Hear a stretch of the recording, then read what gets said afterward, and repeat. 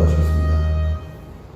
거룩하신 아버지 하나님, 꺼진 덕불같이 차가운 심령에 다시 뜨거운 열심을 낼 수 있도록 성령의 불을 붙여 주실 것을 믿고 감사드립니다. 아멘. 먼저 하나님을 영접한 신앙의 선배라고 뽐내지 않고 믿음이 약한 자를 겸손히 섬길 수 있는 마음을 허락하여 주옵소서. 아멘. 믿음은 사람의 힘으로 키우는 것이 아니라 주님께서 자라게 하시는 줄로 믿습니다. 아멘. 분명한 사람에게도 예수 믿지 않는 사람에게도 다정하게 대할 수 있는 넓은 아량과 사랑을 허락하여 주옵소서. 아멘. 천년을 하루같이 참고 기다리시며 저희가 하나님 앞에 온전한 모습으로 서기까지 은혜를 베풀어 주시기를 원합니다. 주의 말씀으로 저희를 붙들어 주시고 성령의 능력으로 강건하여 주셔서 속사람으로부터 변화되게 하여 주옵소서. 마음과 생각이 복음에 합당하게 변화되는 능력을 주시고 하나님을 기쁘시게 하려는 중심을 가지고 살아가는 저희들이 되게 하여 주옵소서. 사랑하는 성도들의 가정에 돕는 손길을 허락하여 주시고 악한 세력들은 가까이 하지 못하도록 막아 주시옵소서.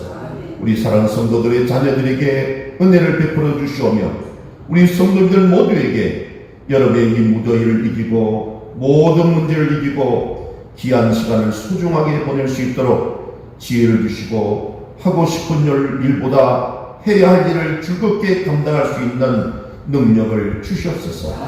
주의 몸된 교회를 더욱 새롭게 하사 부흥케 하시니 감사합니다.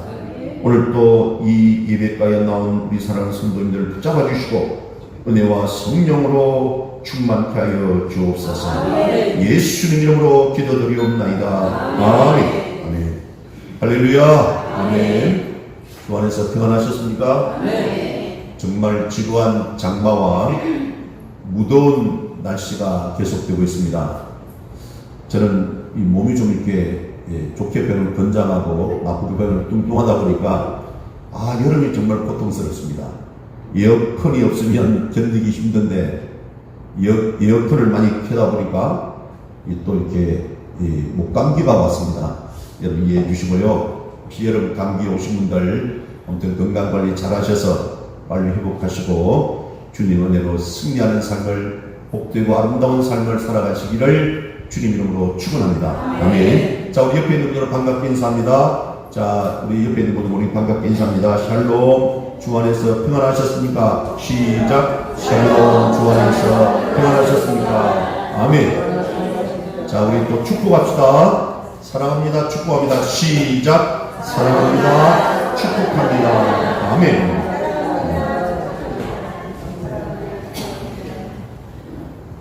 저는 오늘 여러분 제가 이 주보에다가 미스프린트를 했는데요. 죄송합니다. 야고보서 4장 1절에서 10절 말씀을 중심으로 하나님을 가까이 하라라는 제목으로 함께 말씀의 은혜를 나누기를 원합니다. 여러분 한번 따라해 주시겠습니까? 하나님을 가까이 하라. 시작. 하나님을 가까이 하라. 아멘. 전능하시고 거룩하신 하나님께서 우리를 얼마나 사랑하시는지 또 우리와 얼마나 가까이 하시기를 원하시는지 오늘 본문 말씀을 보면 성령이 시기할 정도로 우리가 하나님과 가까이 하기를 우리 하나님께서 원하신다고 말씀을 하고 있습니다. 하나님뿐이겠습니까? 인간들 사이에서도 사람들도 가까이 하고 싶은 사람이 있고 멀리 하고 싶은 사람이 있기 마련입니다. 근데 오늘 본문 말씀에서 하나님을 가까이 하라. 하나님과 친밀하라. 그리하면 하나님도 우리와 함께 하시고 가까이 하시겠다라고 약속의 말씀을 하고 계십니다. 우리 교회 문제든 가정의 문제든 사회의 문제든 또는 모든 세계의 문제든 모든 핵심 가장 근본 해결책을 저는 오늘 주님께서 말씀해 주신 것이 아닌가 하는 생각을 합니다. 하나님과 가까이 하라. 하나님을 묵상하고 하나님의 말씀을 붙잡고 하나님께 나아가라. 여러분, 우리 삶의 모든 문제의 실마리가 여기에 있고 진정한 회복과 기쁨의 씨앗이 여기서 시작된다고 말씀하고 있는 것입니다. 하나님을 가까이 하면 여러분 정말 우리에게 놀라운 축복이 주어지게 되는 것이에요. 마음의 근심과 걱정으로 잠 못 이루는 분들에게 하나님과 가까이 하면 하나님께서 그 사람을 위로하여 주시고 힘을 주시고 용기를 주십니다. 또한 육신의 질병으로 고통받는 자들에게 하나님이 가까이 다가가셔서 위로하여 주실 뿐만 아니라 직접 안수하여 주셔서 그 육신의 질병을 치유하고 회복되게 하여 주십니다. 여러분, 그래서 하나님을 가까이 하라는 이 말은 우리에게 어떻게 보면 참 평범하게 들릴 수도 있습니다. 근데 가만히 생각해 보십시오. 우리가 누구와 가까이 지내느냐에 따라서 우리 인생이 달라질 수 있기 때문에 그렇습니다. 여러분, 누구와 함께 지내는가에 따라서 내 미래가 결정될 수 있기 때문에 그렇습니다. 예전에 교회를 오래 다니신 우리 신앙의 선배들 가운데 보면요, 이사를 하기 전에는 반드시 먼저 교회를 정하고 이사를 한다는 그런 이야기를 많이 들었습니다. 그것은 하나님께 가까이 하는 것, 심지어 교회들 가까이 있을 때 누렸던 하나님의 은혜를 사모한다는 것이었죠. 여러분, 스스로에게 한번 물어보시기 바랍니다. 나는 하나님과 가까이 하기를 갈망하고 있는가? 아니면 내 삶에서 누가 제일 가까이 있는 사람인가? 아니면 나는 세상을 가까이 하고 또한 이런 말 그대로 세상에 파묻혀 있는 삶을 살고 있지 않는가? 여러분, 하나님과 친밀한 삶, 정말 우리도 기쁘지만 하나님도 기다리고 계시고 기뻐하고 계신다고 말씀하고 계세요. 오늘 내 영혼이 얼마나 하나님께 가까이 하고 있는가? 오늘 야고보 사도는 세 가지 대조적인 질문을 통해서 우리에게 교훈하고 있습니다. 오늘 이 세 가지 질문을 통해서 한번 우리의 신앙생활을 하나님과의 거리를 밀접하게 가까이 할 수 있는 점검하는 시간이 되시기를 바랍니다. 아멘. 오늘 하나님께 가까이 있는가에 대한 야고보 사도의 첫 질문은 뭐냐면, 내가 하나님께 벗이 되고 있는가? 아니면 내가 세상과 벗이 되고 있는가라는 질문입니다. 오늘 본문 야고보서 4장 4절에 이 말씀이 있는데요, 우리 4장 4절 한번 읽어보겠습니다. 야고보서 4장 4절 말씀입니다. 찾으셨습니까? 시작. 가늠하는 여인들아, 세상과 벗된 것이 하나님과 원수됨을 알지 못하느냐? 그런즉 누구든지 세상과 벗지 되고자 하는다는 스스로 하나님과 원수되는 것입니다. 아멘. 어떻게 보면 참 무서운 말씀입니다. 여기 벗이라는 단어는 헬라어로 필로스라는 단어를 사용했는데요, 여러분 이 필로스, 필레오라는 말은 들어보셨잖아요. 사랑이라는 뜻입니다. 여러분, 벗이 된다는 것은 그를 정말 사랑하고 그와 함께 시간을 보내고 모든 것을 나누고 기쁨으로 여기는 것입니다. 근데 여기서 세상과 벗이 된다는 것은 세상을 사랑하고 세상이 좋아서 세상에 내 모든 것을 던지는 사람, 이런 사람을 세상과 벗된 사람이라고 말합니다. 근데 하나님과 벗이 된다는 것은 하나님이 좋아서 하나님과 시간을 보내고 하나님과 내 소중한 것을 나누고 내 삶을 드리는 것을 가리킨다는 것입니다. 오늘 세상과 벗된 사람은 하나님과 원수되는 사람이라고 무서운 말씀을 하고 있습니다. 세상과 벗된 사람을 향하여 영적 간음이라고 말씀하고 있어요. 구약 성경에 하나님이 얼마나 많이 말씀하십니까? 택한 하나님의 백성들이 하나님을 버리고 우상을 섬기는 것을 두고 영적 간음이라고 말씀했잖아요. 그것이 하나님과 원수된 것이라고 했습니다. 성경에 보면 하나님께서 벗이라고 불렀던 참 귀한 한 사람이 있습니다. 누굴까요? 아브라함입니다. 이사야 41장 8절 보면 그러나 나의 종 너 이스라엘아 내가 택한 야곱아 나의 벗 아브라함의 자손아라고 그렇게 기록되어 있습니다. 나의 벗 나의 친구 아브라함의 자손아. 여러분, 벗이라는 단어는 그와 함께 대등한 관계일 때 사용할 수 있는 단어잖아요. 하나님께서 아브라함을 얼마나 소중히 여기셨는지 벗이라고 말씀을 하셨을까요? 사실 아브라함의 삶은 하나님이 벗이 될 만한 그런 삶이 되지를 못했습니다. 아브라함이 하나님의 말씀을 듣고 고향과 친척과 아버지 집을 떠나서 갈대아 우르로 떠나는 것은 참 위대한 일이었어요. 그러나 하나님의 말씀을 기다리지 못하고 가나안 땅에 기근이 들었을 때에 그는 즉시로 물질이 풍부했던 양식을 찾아서 애굽으로 떠나는 것, 이거 좀 문제가 있었어요. 하나님의 말씀을 기다리지 못해서 그의 여종 하갈을 취하여 이스마엘이라는 아들을 낳았던 그 아브라함, 또 자신의 목숨을 위해서 아내를 누이라고 2번이나 속였던 아브라함, 모든 것이 다 부족해서 하나님과 벗이 될 만한 성품과는 사실 거리가 떨어져 있던 사람입니다.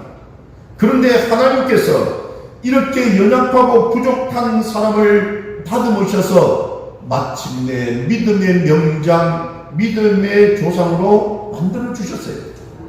창세기 22장에 아브라함에게 아들 이삭을 바치라고 하셨던 말씀, 아니 약속의 대를 이어야 될 아들을 바치라는 믿기 어렵고 순종하기 어려운 말씀에 아브라함이 즉각적으로 반응하고 순종해서 아침 일찍 길을 떠나갔던 아브라함, 정말 하나님이 당신의 아들도 바칠 만한 진짜 벗을 만나게 된 것입니다.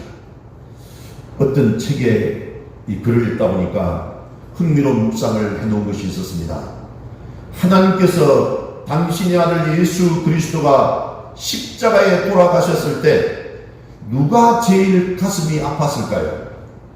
예수님도 참 고통스러웠지만 예수님의 제자들도 마음이 아팠고 또 어머니 마리아도 참 가슴이 아팠지만 정말 가슴이 아픈 분, 당신의 아들을 못 받고 있는 하나님 자신이었다는 것이, 그 하나님의 고통스러운 피눈물, 아무도 모르는 그 아픔을 위로해 줄 사람이 아마도 아브라함이었을 것이다라고 말하는 것입니다. 왜 그렇습니까? 아브라함이 하나님의 벗이었기 때문에, 아브라함도 자신의 아들을 바쳐본 경험이 있었기 때문에 하나님의 아픈 마음을 위로할 줄 아는 사람, 하나님은 또 때로는 우리 모르게 흐르는 눈물이 있을 텐데 그 눈물의 깊이를 알고 하나님의 눈물을 닦아줄 수 있는 사람, 그리고 하나님이 즐겁고 기뻐하실 때 하나님과 함께 기뻐할 수 있는 사람, 이런 아브라함을 하나님께서 벗으로 삼으셨을 것이라고 생각을 하는 것입니다. 우리가 이런 벗으로 주님 앞에서 살아갈 수 있다면 얼마나 영광스럽고 얼마나 따스하고 감격이 넘치는 삶이 되겠습니까? 근데 누가 이렇게 하나님의 벗이 되려고 할까요? 하나님의 벗이 된다는 것은 찬란한 영광과 하나님의 벗이라는 것 때문에 고귀한 가치를 정말 아는 사람입니다. 그런 사람이니 하나님을 사랑하고 진짜 벗이 되려고 하는 것이죠. 우리가 만일 하나님의 벗이 된다면, 하나님께서 우리의 벗이라면 이토록 감격스럽고 기쁜데 하나님도 우리가 하나님의 진짜 벗이 되기를 얼마나 기다리실까 생각해 봅니다. 그렇다면 여러분, 세상의 벗이란 누구를 말하는 것입니까? 여기서 세상을 좋아하는 사람, 세상의 쾌락을 좋아하고 세상의 인정, 세상의 명예, 물질, 권력 등 세상의 상대적인 가치를 좋아하고 따라가는 사람, 이런 사람을 두고 세상의 것이라고 말하는 것입니다. 하나님과 원수된 사람이라고 했어요. 세상과 하나님 두 주인을 섬길 수 없다는 말씀도 하셨잖아요.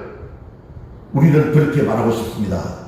주님, 우리가 그래도 땅 위에 발을 디디고 살고 있지 않습니까? 땅의 것도 필요한 것을 주님께서 잘 아시지 않습니까? 그렇습니다. 주님은 당연히 아시죠. 근데 여러분, 여기서 말하는 세상의 것이라는 것은 단순히 세상에서 일상의 삶을 살고 세상과 벗하며 살아가는 단순한 것을 말하는 것이 아니라 우상을 숭배하는 것을 말합니다. 우상이라는 것은 머리에 뿌리 달린 것이 아니라 하나님보다 조금 더 좋아할 수 있는 것, 중요한 결정을 내릴 때 하나님께 기도하고 하나님께 여쭤보는 것이 아니라 하나님보다 다른 무엇이 작용을 한다면 그것이 나의 것이요, 그것이 나의 우상이 될 수가 있다는 것입니다. 하나님보다 먼저 우선순위에 있는 것, 이게 우상이라는 것이에요. 무조건 세상을 거부하라는 것이 아닙니다. 하나님을 우선시하는 삶, 우상 숭배하는 그 자세를 내려놓아야 된다는 것이 우리가 기도할 때 중요하게 해야 될 기도가 있습니다. 하나님, 제가 세상과 벗이 되지 않게 도와주세요. 물론 좋은 기도입니다. 근데 더 중요한 것은 하나님, 제가 하나님과 벗되는 것이 얼마나 행복하고 얼마나 감격스럽다는 것을 깨닫게 해주세요. 하나님과 벗된다는 것이 얼마나 행복하고 의미 있는 삶이라는 것, 감격이 넘치는 설레는 삶이라는 것을 알게 하여 주옵소서라고 기도하는 것입니다.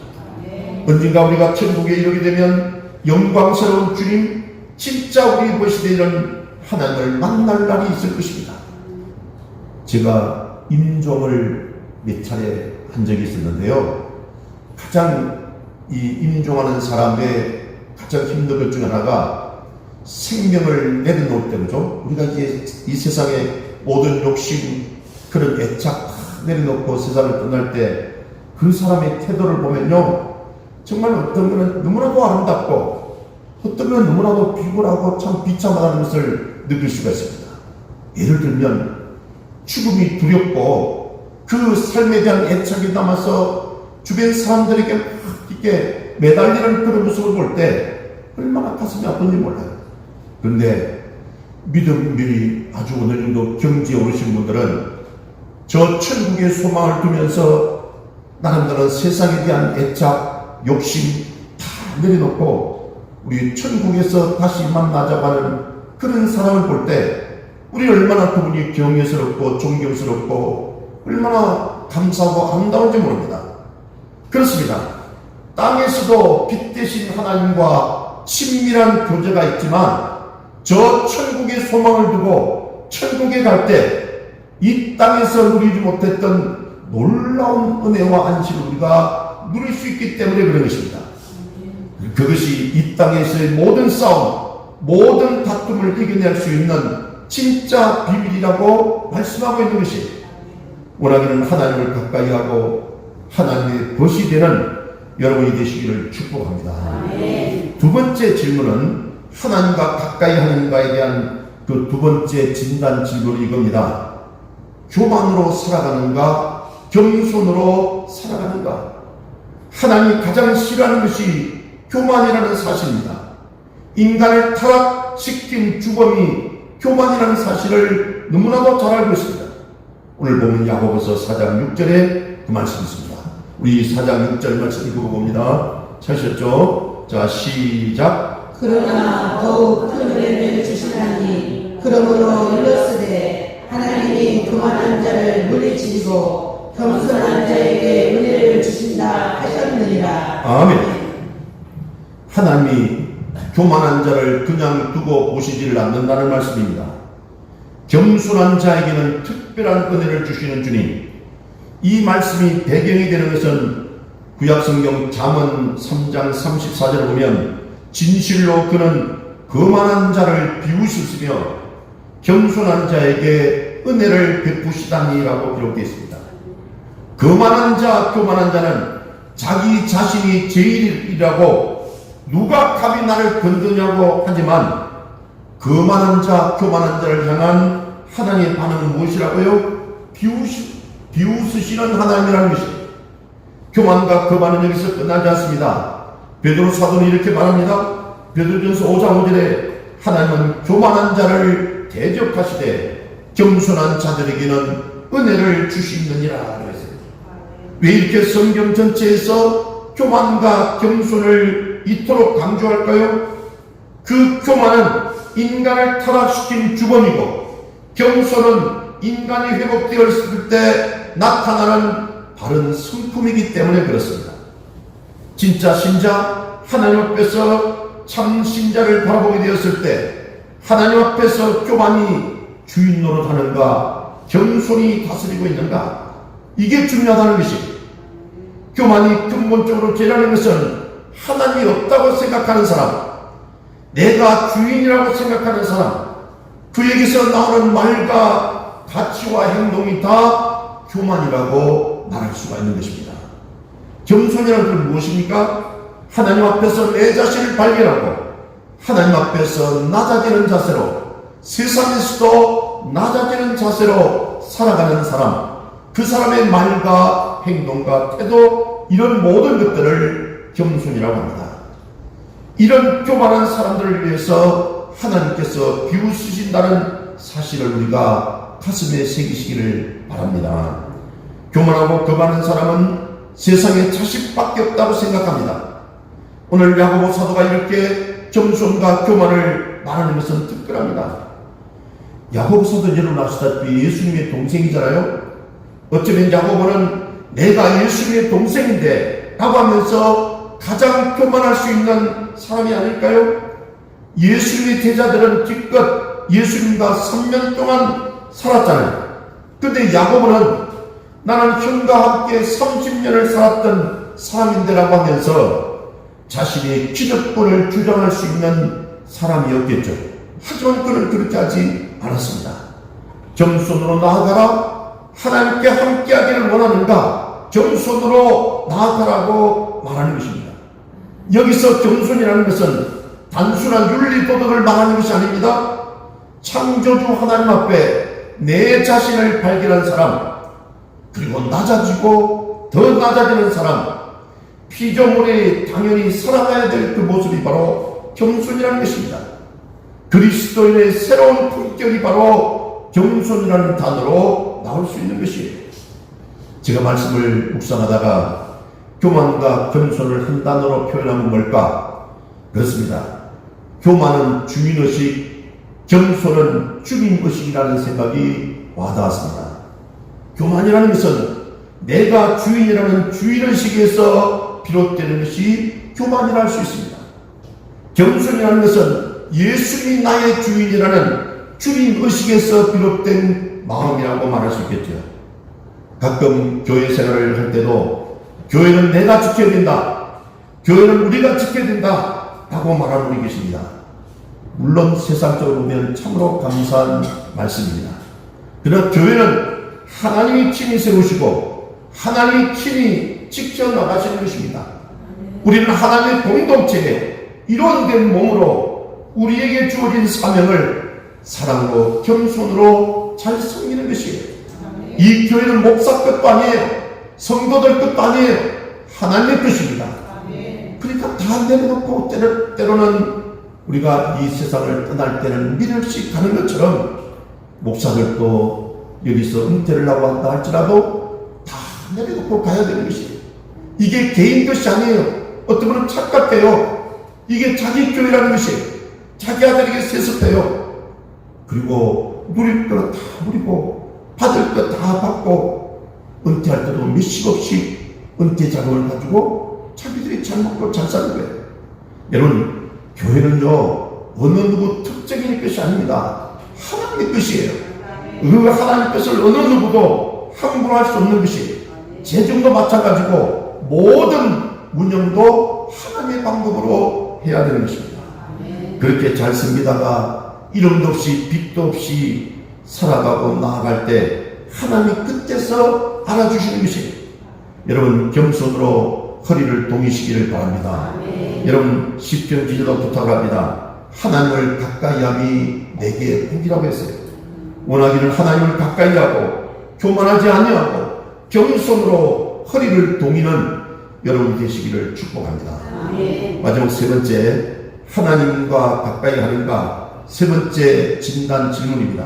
이거 뭐냐면, 내가 두 마음을 품고 살아가는가, 아니면 성결한 하나님의 사람으로 살아가고 있는가, 이것입니다.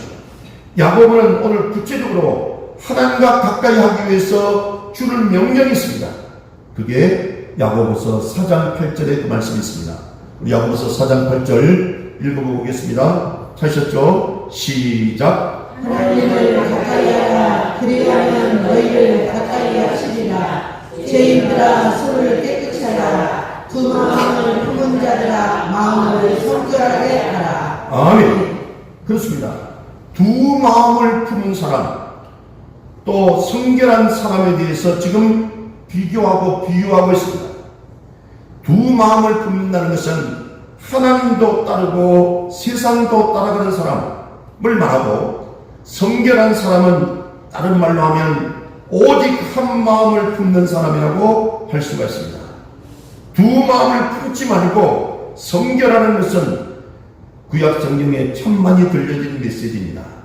하나님께 택함받은 이스라엘 백성들아, 내가 너희로 특별하게 불렀는데 하나님만 섬기는 하나님의 백성들로 설하라고 했어요.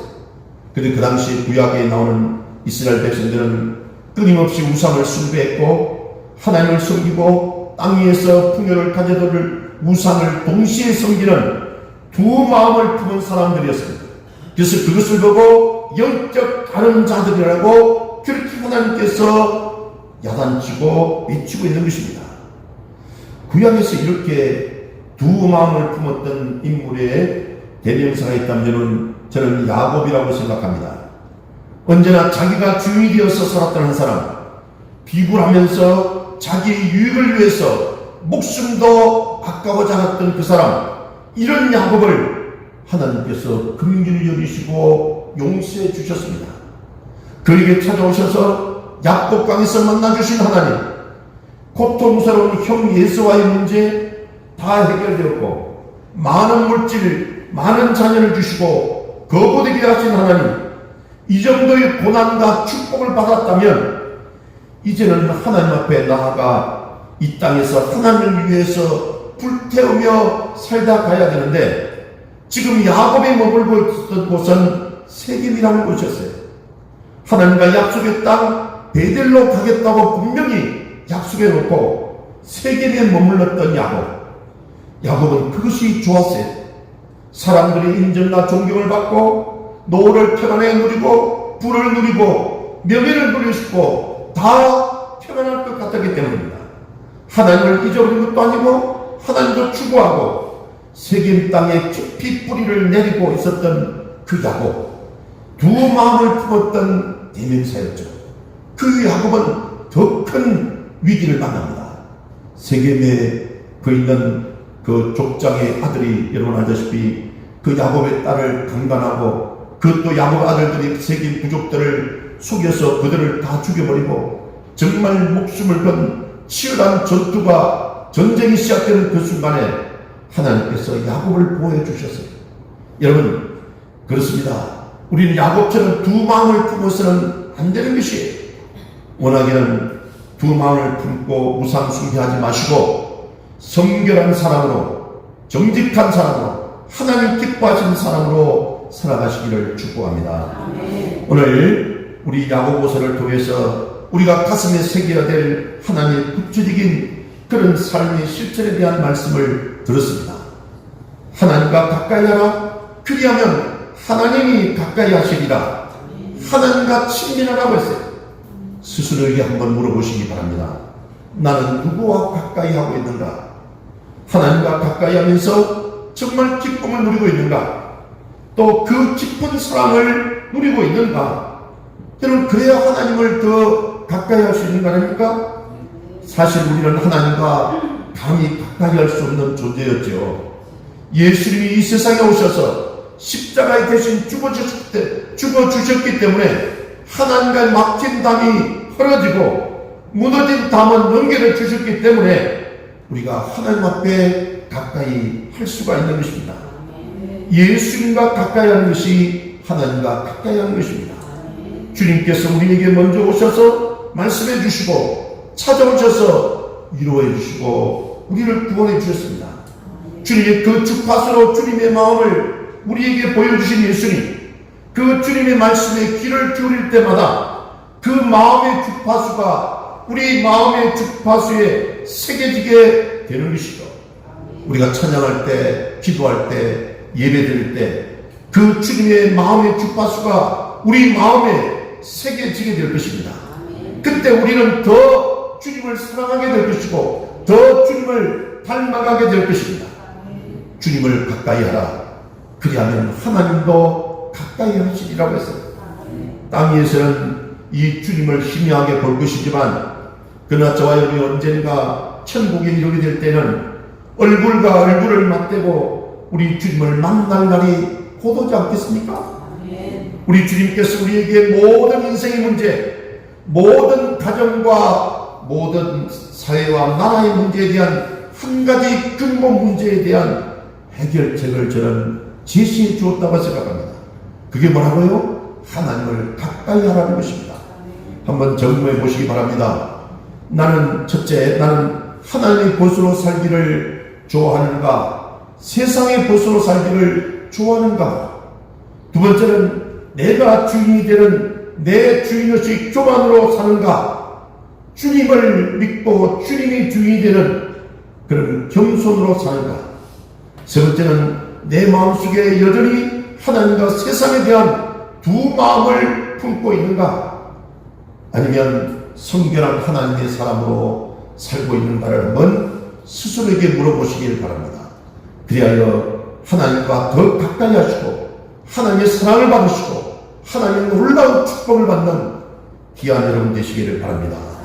오늘 저와 여러분이 하나님을 가까이 하고 오직 예수님 한 분을 향해서 살아가는 귀하고 복된 하늘 백성들 다 되시기를 주님 이름으로 축원합니다. 아멘. 기도하십니다. 하나님 아버지, 감히 우리가 하나님 앞에 눈을 뜨고 얼굴을 대할 수 없지만 하나님을 가까이 하라고 말씀하시는 주님께 감사를 드립니다. 우리가 가까이 할 수 없는 죄인이지만 우리를 위해서 이 땅에 오시고 십자가 지시고 우리를 종이라 아들이라 딸이라 불러주시니 감사합니다. 하나님을 더 가까이, 주님을 더 가까이 하시고 또한 그 주님의 마음을, 그 마음의 주파수를 그대로 우리 마음에 선물로 담게 하옵소서. 그래야 하나님과 일치되는 이런 하나님의 아름다운 자녀들이 되게 하여 주옵소서. 참으로 다툼과 싸움이 있는 세상입니다. 하나님 만드신 이 아름다운 창조물이 싸움과 다툼으로 병들어가는 세상, 우리가 저 세상 속에서 하나님의 성품으로 평화와 하나됨, 하나님의 복음의 통로가 되게 하여 주옵소서. 예수 이름으로 기도드리옵나이다. 아멘.